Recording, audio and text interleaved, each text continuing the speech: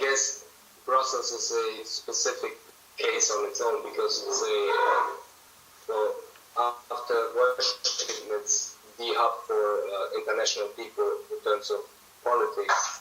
So you have again to differentiate between who you're going to work with. So you have to change your attitude, as I said already. I guess it starts already with changing the title, so you match your client or the person you're meeting. But in general, I would say in Brussels especially, it's a completely different world of being a manager, because you can be operations manager, or as I used to be, also marketing and communications manager, but it's not the marketing and communications that we have been taught at university. Mm-hmm. It's more marketing and communications, and that's only the case in Brussels. I have to say this because you won't market or communicate to consumers, but you communicate more on political issues, for example, or you communicate more on B2B, as I do for the company that I work with now. So I guess it's always a changing mindset, and you have to adapt to your target audience, basically, more than just having specific manager behavior. All right. So, but did you work in Germany before?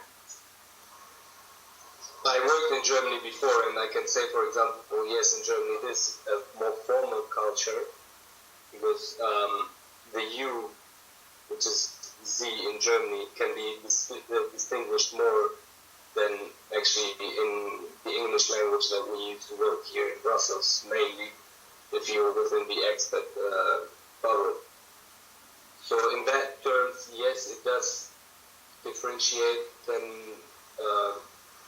looking back at the experience for Belgians, it's more a trust case scenario. So they will want to establish a relationship with you before they start business with you. They want to get to know you.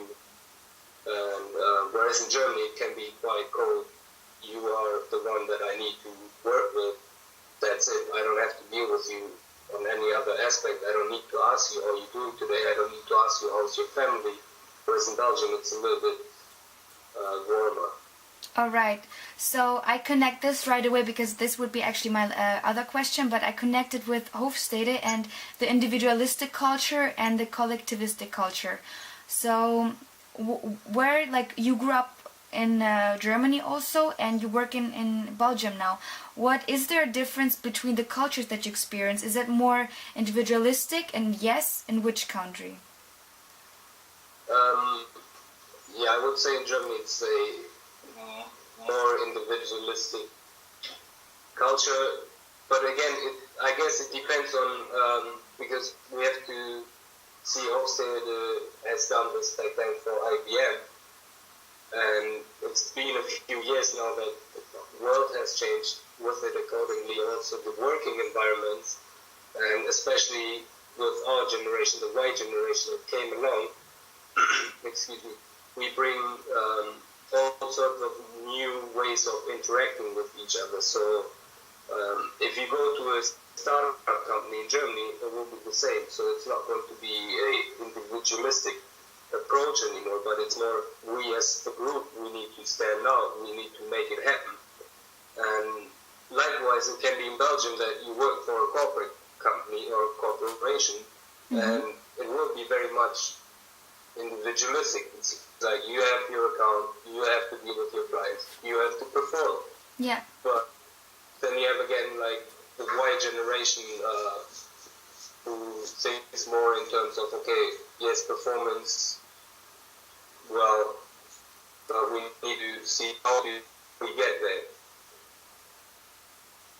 Rather than get there, like we give ourselves more freedom, we talk more about our social life instead of just going to work from 9 to 5. I don't care what my co-worker is doing, I just sit in my cubicle and that's it.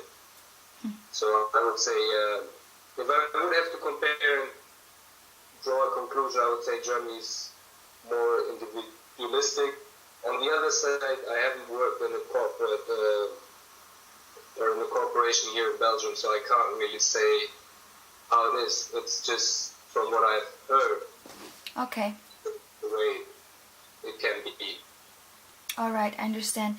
So in that case, but if you as a manager would have to focus on an aspect, for instance, would you focus more that your employees fulfill their tasks, or do you also is the relationship for you also an important aspect? So is the money, I mean, of course, in the end, the money counts, and the money is what, drives a business.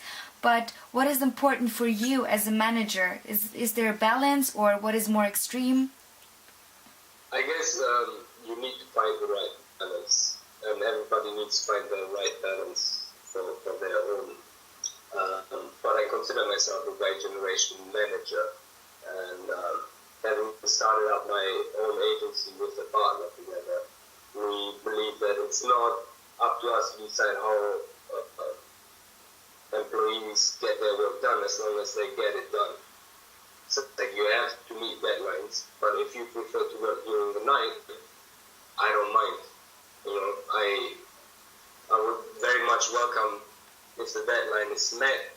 If for whatever reason it is not met, I would very much appreciate if the person would communicate to me, okay, this has happened, that's why I met the deadline, that's why those obstacles came along.